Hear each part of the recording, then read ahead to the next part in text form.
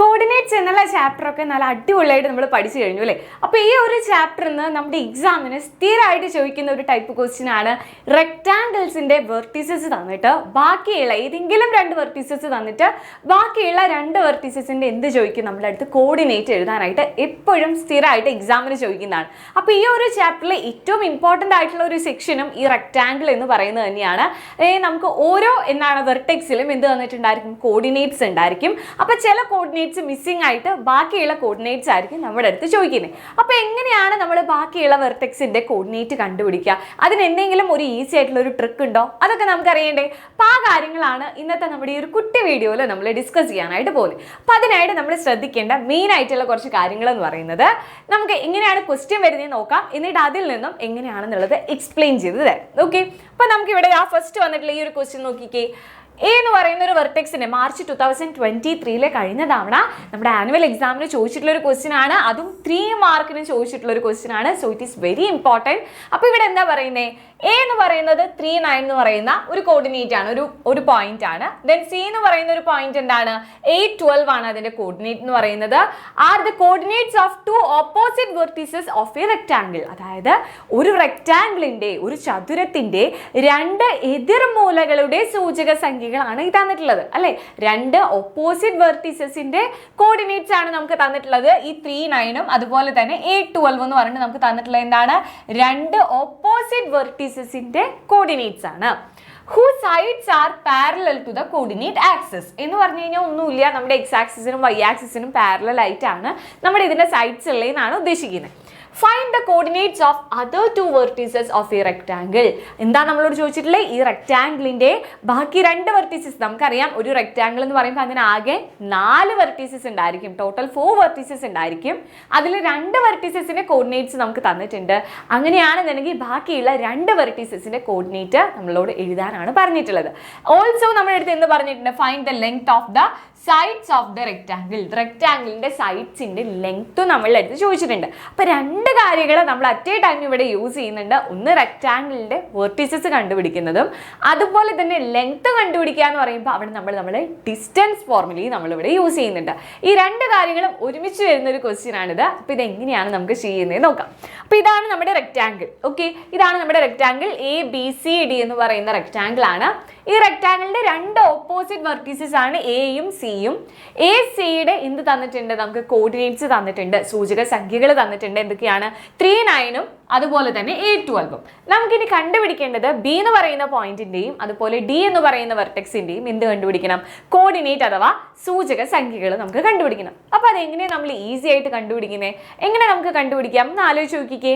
നമ്മൾ രണ്ട് രീതിയിൽ പഠിച്ചിട്ടുണ്ട് അല്ലേ. ഒന്ന് ജസ്റ്റ് എക്സിനെയും വൈനെയും നമ്മൾ സ്വിച്ച് ചെയ്യുന്ന രീതി പഠിച്ചിട്ടുണ്ട്.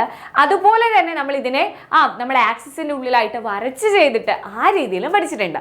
അപ്പോൾ ഏറ്റവും നല്ല മെത്തേഡ് എന്ന് പറയുന്നത് നമുക്ക് സ്വിച്ചിങ് ആണ്, ഏറ്റവും സിമ്പിൾ ആയിട്ടുള്ള ഒരു മെത്തേഡ് എന്ന് പറയുന്നത്. അപ്പോൾ എങ്ങനെയാണ് സ്വിച്ചിങ് എന്നുള്ളതാണ് ഇപ്പം നമ്മൾ ഡിസ്കസ് ചെയ്യാനായിട്ട് പോകുന്നത്. എങ്ങനെയാണ് നമ്മൾ സ്വിച്ച് ചെയ്തുകൊണ്ട്, ഇങ്ങനെ ഒരു ക്വസ്റ്റ്യൻ തന്നു കഴിഞ്ഞാൽ എങ്ങനെ നമുക്ക് സ്വിച്ച് ചെയ്തുകൊണ്ട് ഏറ്റവും എളുപ്പത്തിൽ കണ്ടുപിടിക്കാൻ നോക്കിയാലോ. അപ്പോൾ അതിന് വേണ്ടിയിട്ട് ഇത്രയേ ഉള്ളൂ.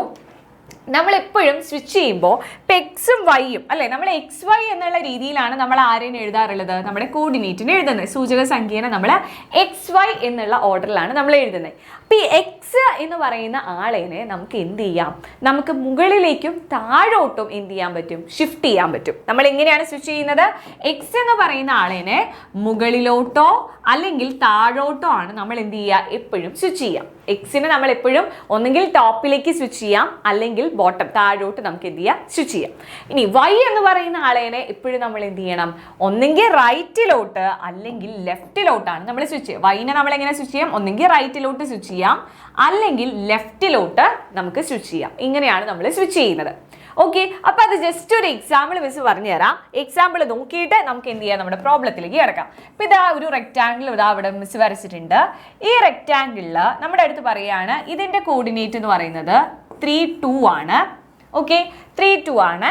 ആൻഡ് ഇതിൻ്റെ കോർഡിനേറ്റ് എന്ന് പറയുന്നത് എന്താ നമ്മളിവിടെ എഴുതുന്നത് 5-6 ആണ്. ഓക്കെ, 5-6 ആണ് ഇതിൻ്റെ കോർഡിനേറ്റ് വാല്യൂ എന്ന് പറയുന്നത്. ഇഷ്ടമുള്ള ഒരു കോർഡിനേറ്റ് വാല്യൂ മിസ് എഴുതിയതാണ്. ഇനി നമുക്ക് ഇതിൻ്റെ ബാക്കിയുള്ള 2 വെർട്ടെക്സിൻ്റെ കോർഡിനേറ്റ്സ് കണ്ടുപിടിക്കണം. അപ്പം നമ്മൾ എന്ത് ചെയ്താൽ മതി, ജസ്റ്റ് നമ്മൾ സ്വിച്ച് ചെയ്യുക. അതായത് ഇവിടെയുള്ളത് ഈ എക്സ് വാല്യൂ എന്ന് പറയുന്നത് ആരാ, 3 ആണ്. ഈ 3നെ നമുക്ക് മുകളിലോട്ട് ഷിഫ്റ്റ് ചെയ്യാം, അല്ലെങ്കിൽ താഴോട്ട്, അല്ലെ? താഴോട്ട് ഷിഫ്റ്റ് ചെയ്യുമ്പോൾ ഇവിടെ താഴെ ആളൊന്നുമില്ല, അല്ലെ? അപ്പൊ നമുക്ക് ആകെ മുകളിലോട്ട് മാത്രമേ ഷിഫ്റ്റ് ചെയ്യാൻ പറ്റുള്ളൂ. അപ്പൊ നമ്മൾ മുകളിൽ എന്ത് കൊടുത്തു? എക്സിന്റെ പ്ലേസിലേക്ക് നമ്മൾ ഈ 3നെ ഷിഫ്റ്റ് ചെയ്തു. ഓക്കെ, അപ്പൊ 3നെ നമ്മൾ മുകളിലേക്ക് ഷിഫ്റ്റ് ചെയ്തിട്ടുണ്ട്. ഇനി ഈ 2നെ നമ്മൾ എങ്ങോട്ടാണ് ഷിഫ്റ്റ് ചെയ്യുക? വൈയുടെ പ്ലേസിലുള്ളതാണ് നമ്മുടെ 2 എന്ന് പറയുന്ന ആൾ. അപ്പൊ അതിനൊന്നെങ്കിൽ റൈറ്റിലോട്ട് അല്ലെങ്കിൽ ലെഫ്റ്റിലോട്ട്. ലെഫ്റ്റിലേക്ക് സ്വിച്ച് ചെയ്യേണ്ട ആവശ്യമുണ്ടോ? ഇല്ല, നമുക്ക് റൈറ്റിലുള്ള ആളെ കണ്ടുപിടിക്കണ്ടേ. സോ ഈ 2നെ നമുക്ക് എന്ത് ചെയ്യാം? റൈറ്റിലോട്ട് ഷിഫ്റ്റ് ചെയ്യാം. 2നെ നമുക്ക് എന്ത് ചെയ്യാം? റൈറ്റിലോട്ട് ഷിഫ്റ്റ് ചെയ്യാം. അപ്പൊ ഇവിടുത്തെ നമ്മുടെ y കോർഡിനേറ്റ് നമുക്ക് കിട്ടി 2 ആണ്. ഓക്കെ, ഇവിടുത്തെ നമ്മുടെ y കോർഡിനേറ്റ് എന്തായിരിക്കും? 2 ആയിരിക്കും.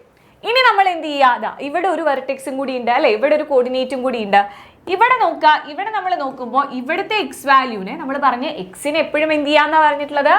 എക്സ് വാല്യൂനെ നമ്മൾക്ക് മുകളിലോട്ടോ താഴോട്ടോ ഷിഫ്റ്റ് ചെയ്യാം. വൈ വാല്യൂ ആകുമ്പോൾ അതിനെ റൈറ്റിലോട്ടോ ലെഫ്റ്റിലോട്ടോ ആണ് നമ്മൾ സ്വിച്ച് ചെയ്യുക. അപ്പൊ ഇവിടെ ഈ എക്സ് വാല്യൂനെ മുകളിലേക്ക് ഷിഫ്റ്റ് ചെയ്യാനില്ല, നമ്മൾ എങ്ങോട്ടാ സ്വിച്ച് ചെയ്യേണ്ടത്? ഇതിനെ താഴോട്ടോ സ്വിച്ച് ചെയ്യുക. അപ്പൊ ഇവിടെ താഴെ എന്ത് വരും? 5 വരും. ഓക്കെ, ഇനി അതുപോലെ തന്നെ ഇവിടെ 6 ഉണ്ട്, അല്ലെ? ഇവിടെയുള്ള ഈ 6നെ നമുക്ക് എന്ത് ചെയ്യാം? ഈ 6നെ നമ്മൾ എങ്ങോട്ട് സ്വിച്ച് ചെയ്യണം? ലെഫ്റ്റിലോട്ട് സ്വിച്ച് ചെയ്യുക. സോ ഇവിടെ എന്ത് വരും? 6 വരും. ഓക്കെ, അപ്പൊ ഇങ്ങനെയാണ് നമ്മൾ റെക്ടാംഗിളിന്റെ കോർഡിനേറ്റ്സിനെ ഈസി ആയിട്ട് കണ്ടുപിടിക്കുന്നത്. ഈ ഒരു മെത്തേഡ് ഉപയോഗിച്ചിട്ടാണ് നമ്മൾ ഈസി ആയിട്ട് കണ്ടുപിടിക്കുക. അപ്പൊ ഇതാണ് നമ്മുടെ സ്വിച്ചിങ് മെത്തേഡ് എന്ന് പറയുന്നത്. അപ്പൊ ഈ സ്വിച്ചിങ് മെത്തേഡ് ഉപയോഗിച്ചിട്ട് നമുക്ക് എന്ത് ചെയ്യാൻ പറ്റും? ഈസി ആയിട്ട് ഏതൊരു പോയിന്റിന്റെയും എന്ത് കണ്ടുപിടിക്കാം? വെർട്ടെക്സ് ഈസി ആയിട്ട് കണ്ടുപിടിക്കാൻ പറ്റും. അപ്പൊ നമുക്ക് എന്ത് ചെയ്യാം? നമുക്ക് തന്നിട്ടുള്ള ക്വസ്റ്റ്യനിൽ ഇതുപോലെ എങ്ങനെയാണ് സ്വിച്ച് ചെയ്തിട്ട് കണ്ടുപിടിക്കുക എന്നുള്ളത് നമുക്ക് നോക്കാം. ഓക്കെ, അപ്പൊ അതിന് വേണ്ടിയിട്ട് ഇതാ നമ്മുടെ ക്വസ്റ്റ്യൻ നോക്കി. ഇതായിരുന്നു നമ്മുടെ എന്തെന്ന് പറയുന്നത്? റെക്ടാംഗിൾ. അപ്പൊ ഈ റെക്ടാംഗിളിലെ നമ്മുടെ ബിയും അതുപോലെ തന്നെ ഡിയും നമുക്ക് കണ്ടുപിടിക്കണം. അപ്പൊ ബിയും ഡിയും കണ്ടുപിടിക്കാനായിട്ട് നമ്മൾ എന്ത് ചെയ്യണം? ഇപ്പൊ ചെയ്തതുപോലെ തന്നെ നമ്മൾ എന്ത് ചെയ്യുക? സ്വിച്ചിങ് മെത്തേഡാണ് യൂസ് ചെയ്യുന്നത്. അപ്പൊ ഇവിടെ നമ്മുടെ 3 ഉണ്ട്, അല്ലെ? ഈ 3നെ നമ്മൾ എങ്ങോട്ടാ ഷിഫ്റ്റ് ചെയ്യുന്നത്?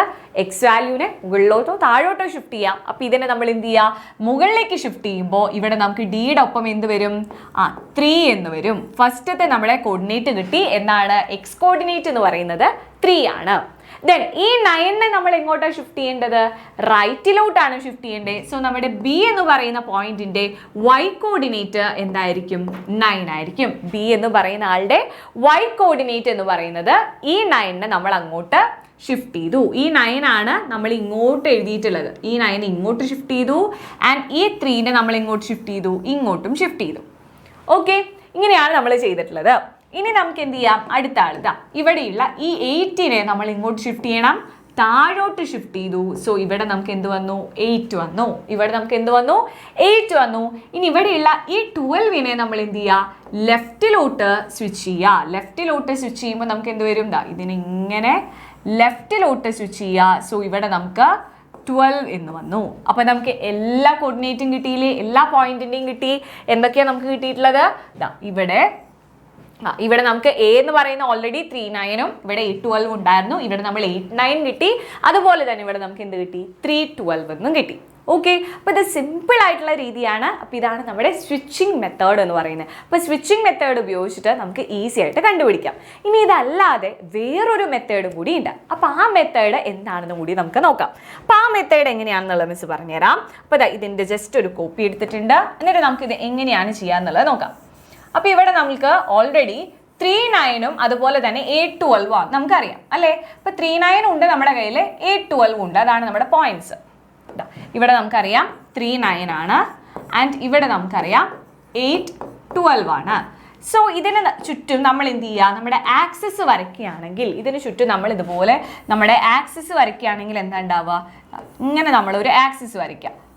ഓക്കെ, കറക്റ്റായിട്ട് വരയ്ക്കാം. ഇവിടെ യെസ്, ഇങ്ങനെ നമ്മൾ ജസ്റ്റ് നമ്മൾ എന്ത് ചെയ്യുക? ഇത് എവിടെയാണ് നിൽക്കുന്നത് അതൊന്നും നമ്മൾ നോക്കണ്ട. ജസ്റ്റ് ഇങ്ങനെ ഒരു ആക്സിസിൻ്റെ ഉള്ളിലേക്കാക്കി നമ്മൾ ഈ റെക്റ്റാങ്കിളിനെ കൊടുക്കുക. അപ്പോൾ നമുക്കറിയാം ഇതിങ്ങനെ വരണമെന്നുണ്ടെങ്കിൽ ഇവിടെ നമ്മൾ നോക്കിക്കേ, ഇവിടെ ഈ ഡിസ്റ്റൻസ് എന്ന് പറയുന്നതും ഈ ഡിസ്റ്റൻസ് എന്ന് പറയുന്നത് നമുക്കറിയാം. ഈ ഡിസ്റ്റൻസ് എത്രയായിരിക്കും? ഇത് 3 ആയതുകൊണ്ടാണല്ലോ ഇതിൻ്റെ എക്സ് വാല്യൂ 3 വന്നത്. ആൻഡ് ഇവിടുത്തെ ഈ ഡിസ്റ്റൻസ് എന്ന് പറയുന്നത് എത്രയായിരിക്കും? ഇതെന്ന് പറയുന്നത് എന്താ? ഈ പോയിന്റ് എക്സ് ആക്സിസിൽ നിന്നും 3 ഡിസ്റ്റൻസ് മൂവ് ചെയ്തിട്ടുണ്ട്. ആൻഡ് വൈ ആക്സിസിൽ നിന്നും 9 ഡിസ്റ്റൻസ് മൂവ് ചെയ്തു. അതുകൊണ്ടാണ് ഇവിടെ 3,9 എന്ന് പറയുന്ന കോർഡിനേറ്റ് വന്നിട്ടുള്ളത്. അപ്പൊ നമുക്ക് ഇവിടെ 3,9 എങ്ങനെയാ വന്നിട്ടുള്ളത്? ഇതാണ് നമ്മുടെ 3,9. ഓക്കെ, ഇതാണ് നമ്മുടെ 3,9. ഈ 3,9 ഇവിടെ വരാൻ കാരണം എന്താ? എക്സ് ആക്സിസിൽ നിന്നും 3 ഡിസ്റ്റൻസും വൈ ആക്സിസിൽ നിന്നും 9 ഡിസ്റ്റൻസും മൂവ് ചെയ്തത് കൊണ്ടാണ്. ഓക്കെ, ഇനി അതേപോലെ തന്നെ നമ്മൾ ഈ A12 നോക്കുകയാണെന്നെങ്കിൽ ഈ A12 ഇവിടെ എന്തായിരിക്കും 8 ആയിരിക്കും. കാരണം എക്സ് ആക്സിസിൽ 8 ഡിസ്റ്റൻസ് ആണ് മൂവ് ചെയ്തിട്ടുള്ളത്. ദെൻ വൈ ആക്സിസിൽ ഇത് മൂവ് ചെയ്തിട്ടുള്ളത് 12 ആണ്. സോ നമുക്ക് ഇങ്ങനെ കിട്ടി. ഇങ്ങനെ കിട്ടിക്കഴിഞ്ഞാൽ ഇനി ഈസി ആയിട്ട് ഈ പോയിന്റ് കണ്ടുപിടിക്കാമല്ലോ. ഇങ്ങനെ കിട്ടിക്കഴിഞ്ഞാൽ ഇനി ഈസി ആയിട്ട് നമുക്ക് എന്ത് ചെയ്യാം, ഈ കോർഡിനേറ്റ് എന്ന് പറയുന്നത് എന്തായിരിക്കും, ഇവിടെ 8 ആണ്, ഇവിടെ 9 ആണ്. സോ നമ്മളിവിടെ എന്ത് എഴുതും, 8, 9 എന്ന് നമുക്ക് എഴുതാം. എന്താണ്, 8, 9. ഇനി അതുപോലെ തന്നെ ഇവിടെ എന്താണ് പെൻഡിങ് ആയിട്ട് ഒരു പോയിന്റ് കൂടി ഉണ്ട്. അപ്പം ഇവിടെ 12 ആണ് ആൻഡ് ഇവിടെ 3 ആണ്. സോ നമുക്ക് എന്ത് എഴുതാം, 3, 12 എന്ന് നമുക്ക് എഴുതാം. ഓക്കെ, അപ്പം നമുക്ക് എന്ത് കിട്ടി, 3, 12, 8, 9 എന്ന് കിട്ടി. ഇത് തന്നെയല്ലേ നമുക്ക് നേരത്തെയും കിട്ടിയിട്ടുള്ളത്. നോക്കിക്കേ, 3, 12, 8, 9. അപ്പോൾ ഒന്ന് സ്വിച്ചിങ് മെത്തേഡാണ്, ഒന്ന് നമ്മളിതുപോലെ ആക്സസ് വരച്ച് നമ്മൾ കണ്ടുപിടിക്കുന്ന രീതിയാണ്. അപ്പോൾ ഇത് കണ്ടുപിടിച്ചാലും രണ്ട് രീതിയിൽ കണ്ടുപിടിച്ചാലും നമുക്ക് കിട്ടുന്ന ആൻസറിന് വ്യത്യാസം ഉണ്ടോ, ഇല്ല, സെയിം ആൻസർ തന്നെയാണ് നമുക്ക് വരുന്നത്. പക്ഷേ നമ്മൾ ചെയ്യുന്ന രീതിക്ക് എന്തുണ്ട്, ആ ചെറിയൊരു ഡിഫറൻസ് ഉണ്ടെന്ന് മാത്രം. ഓക്കെ, അപ്പം നമുക്ക് എന്ത് കിട്ടിയിട്ടുണ്ട്, ആ പോയിന്റ്സ് എല്ലാം കിട്ടി അല്ലേ, നമ്മുടെ റെക്റ്റാങ്കിളിൻ്റെ എല്ലാ പോയിന്റ്സും കിട്ടി. ഇനി നമുക്കിതിൽ കണ്ടുപിടിക്കേണ്ടത് എന്താണ്, ഈ റെക്റ്റാങ്കിളിൻ്റെ ലെങ്ത്തും അതുപോലെ തന്നെ ബ്രെഡ്ത്തും. റെക്റ്റാങ്കിൾ ആയതുകൊണ്ട് നമുക്കറിയാം ഈ രണ്ട് സൈഡിൻ്റെ ലെങ്ത്തും ഈ രണ്ട് സൈഡിൻ്റെ ലെങ്ത്തും സെയിം ആയിരിക്കും എന്ന് നമുക്കറിയാം അല്ലേ. അപ്പോൾ ഇതിൻ്റെ ലെങ്ത്ത് എങ്ങനെയാണ് നമ്മൾ കണ്ടുപിടിക്കുക, നമുക്ക് എല്ലാവർക്കും ഡിസ്റ്റൻസ് ഫോർമുല അറിയാം അല്ലേ. അപ്പോൾ ആ ഡിസ്റ്റൻസ് ഫോർമുല ഉപയോഗിച്ചുകൊണ്ട് എങ്ങനെയാണ് ഇതിൻ്റെ ഈ റെക്റ്റാങ്കിളിൻ്റെ ലെങ്ത്തും ബ്രെഡ്ത്തും വരിക എന്നുള്ളത് എല്ലാവരും ഈ വീഡിയോൻ്റെ താഴെ ഒന്ന് കമൻറ്റ് ചെയ്യുക കേട്ടോ. അപ്പോൾ ഡിസ്റ്റൻസ് ഫോർമുല എന്താണെന്നുള്ളത് മിസ് ഇവിടെ എഴുതി വെക്കാം. അപ്പോൾ ഡിസ്റ്റൻസ് ഫോർമുല ഉപയോഗിച്ചിട്ട് നമ്മൾ എന്ത് ചെയ്യണം, എല്ലാവരും ഇതിൻ്റെ ഈ റെക്റ്റാങ്കിളിൻ്റെ ലെങ്ത്തും അതുപോലെ തന്നെ ബ്രെഡ്ത്തും കണ്ടുപിടിച്ച് താഴെ എല്ലാവരും കമൻറ്റ് ചെയ്യുക. ഇതാണ് നമ്മുടെ distance formula, √(x2 - x1) whole square plus y2 - y1 whole square. അപ്പോൾ ഇതാണ് നമ്മുടെ ഡിസ്റ്റൻസ് ഫോർമുല. അപ്പോൾ ഈ ഡിസ്റ്റൻസ് ഫോർമുല ഉപയോഗിച്ചുകൊണ്ട് ഈ രണ്ട് കോർഡിനേറ്റിൻ്റെയും ഡിസ്റ്റൻസ് കണ്ടുപിടിക്കുക, അതുപോലെ ഈ രണ്ട് കോർഡിനേറ്റിൻ്റെയും ഡിസ്റ്റൻസ് കണ്ടുപിടിക്കുക. അപ്പോൾ നമുക്ക് എന്ത് കിട്ടും, ഈ റെക്റ്റാങ്കിളിൻ്റെ ലെങ്ത്തും ബ്രെഡ്ത്തും കിട്ടും. അതെന്താണെന്നുള്ളത് എല്ലാവരും കണ്ടുപിടിച്ച് താഴെ ഒന്ന് കമൻറ്റ് ചെയ്യുക. അതുപോലെ തന്നെ ഇതുപോലത്തെ കുട്ടി കുട്ടി വീഡിയോസ്, ഇതുപോലത്തെ ട്രിക്സ് ഒക്കെ ആയിട്ട്, അടിപൊളി ട്രിക്സ് ഒക്കെ ആയിട്ട് ഇനിയും വേണമെന്നുണ്ടെങ്കിൽ ആ കാര്യങ്ങളെല്ലാം താഴെ അറിയിക്കുക.